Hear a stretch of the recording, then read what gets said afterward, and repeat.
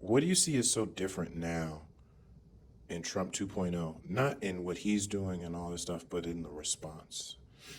Well, I think first of all, and this is speaking for myself and speaking for so many other people who are like out here doing this work. I think people are tired.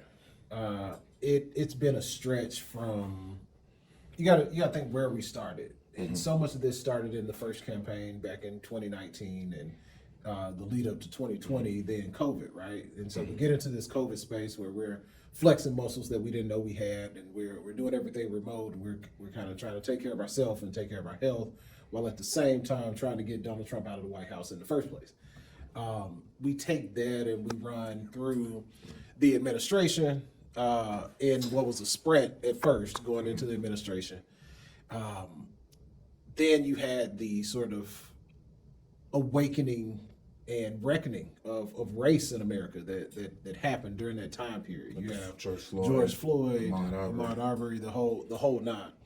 Then you come into this next election where initially Joe Biden is running for president, and then we switch midstream to the first black woman head of the ticket, Kamala Harris, running for office, and then we have this next defeat basically. And I think when you put it all together, for the folks who have been doing this work and been doing everything, built up this administration with all of its accomplishments and bipartisan infrastructure law, Inflation Reduction Act, student loan debt forgiveness, the American Rescue Plan that got us out of COVID-19 in the first place.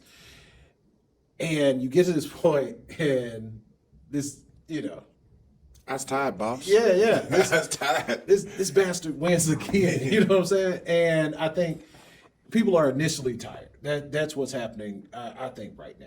And I think people are trying to figure out what happened, and two, what the response should be. We've seen that just calling them names, pointing out how terrible he is, how terrible he was the first time, just doesn't resonate with people. And so how do you confront what's an existential threat to democracy, existential threat to black folks, an existential threat to anybody involved? So how do you confront that? And I think that's what's happening now, is that people have pulled back, but the work of sort of ideating around how do we respond is happening, and it's happening in different spaces, and we've seen it happen. But what's going to be effective in creating the change that we need in order to get the job done? And I don't think people have figured that out yet. And for folks like me who've been in this fight, this is going into 6 years of of just straight one thing after campaign, another. the governing, and campaign. And even for me, I wanted to be in this fight back in 2019 because I was a local official back during the first Trump administration, and I saw how bad it was and how we couldn't get the resources that we could otherwise get at a previous time, whether it was new